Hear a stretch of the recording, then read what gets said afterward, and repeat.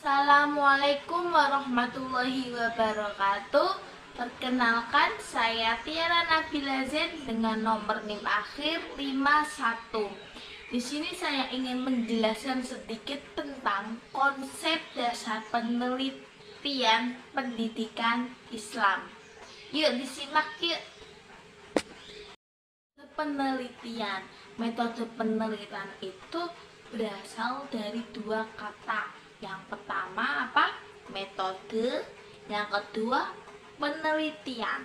Nah, metode itu apa? Metode itu cara menjelaskan tentang suatu kebenarannya.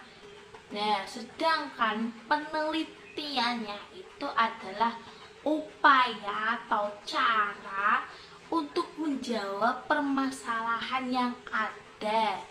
Dengan cara apa? Yaitu dengan cara mengumpulkan data dan merumuskan generalisasi berdasarkan data yang sudah diambil itu. Menurut salah satu para ahli yang bernama Woody pada tahun 1927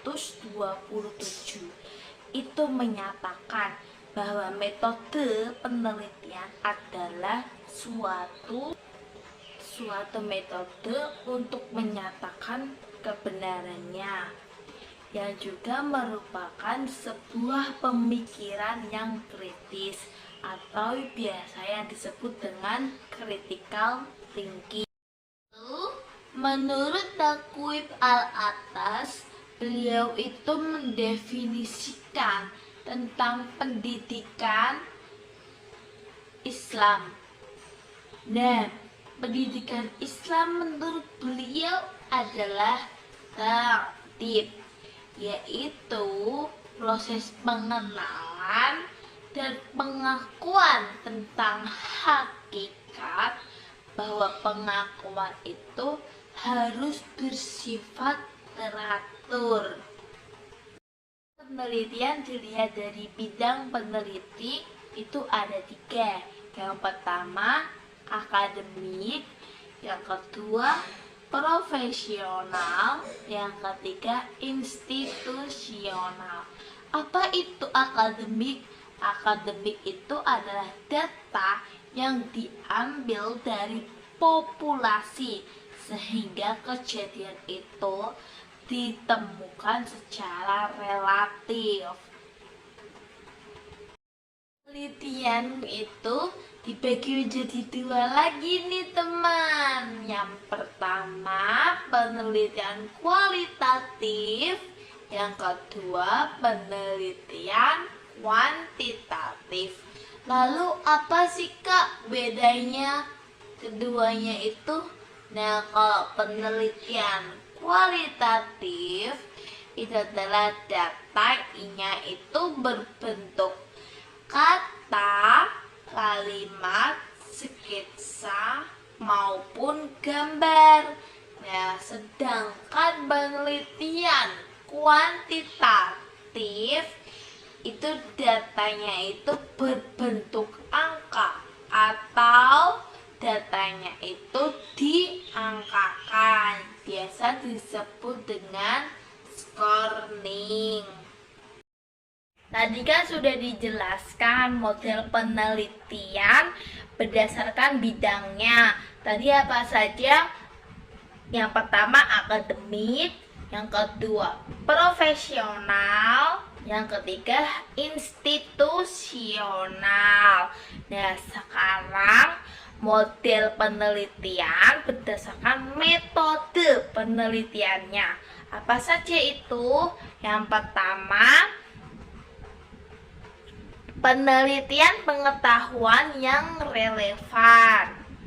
Yang kedua, pengumpulan data. Jadi datanya itu dikumpulkan.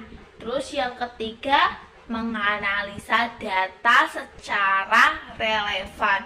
Jadi setelah data itu dikumpulkan, data itu dianalisis gitu. Yang keempat itu membuat prediksi. model dan jenis penelitian pendidikan Islam secara umum itu tidak jauh berbeda dengan model penelitian pendidikan lainnya. Perbedaannya itu cuman terletak pada objek dan sumber kajiannya.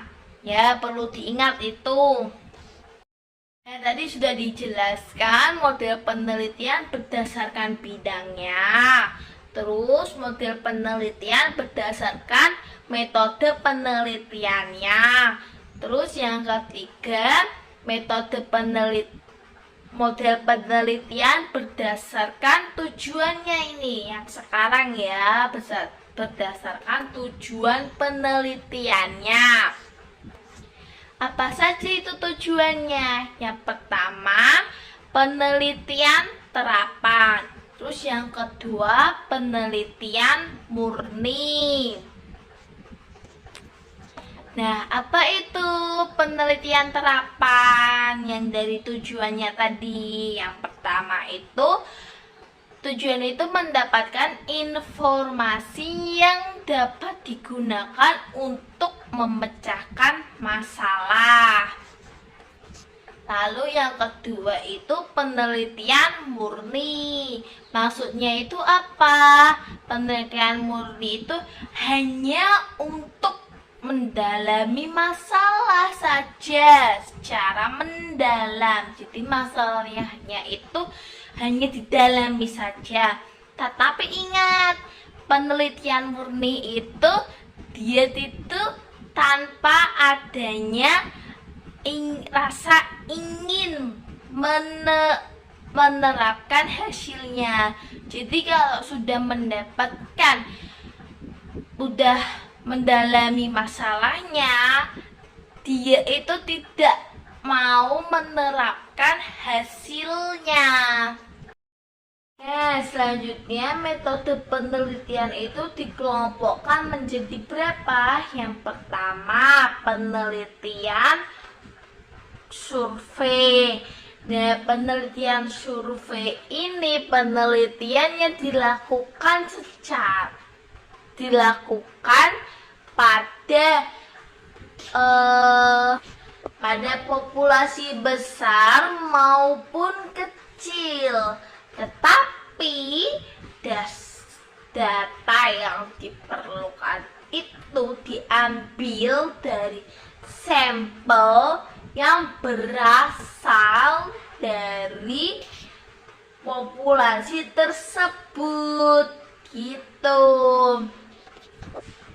Nah, sehingga ditemukanlah kejadian yang relatif, seperti misalnya pada sekolah madrasah ibtidaiyah yang ada di Sumatera Selatan. Maaf, di Sumatera Utara ya, maaf. Nah, tadi kan ada penelitian survei. Terus yang kedua itu penelitian eksperimen. Apa sih itu penelitian eksperimen? Nah, penelitian eksperimen ini adalah penelitian yang berusaha mencari pengaruh variabel tertentu ke variabel yang lain dalam kondisi terkontrol yang ketat. Nah, perlu diingat ini, tetapi variabel independennya itu dimanipulasi oleh peneliti. Alhamdulillahirrabbilalamin. Terima kasih untuk kalian semua yang sudah mau mendengarkan sedikit apa yang sudah saya jelaskan tentang konsep dasar pendidikan Islam. Mohon maaf sebesar-besarnya jika ada kesalahan dalam pengucapan, karena saya sadar kesempurnaan hanya milik Allah Subhanahu wa Ta'ala. Sekian, terima kasih. Wassalamualaikum warahmatullahi wabarakatuh.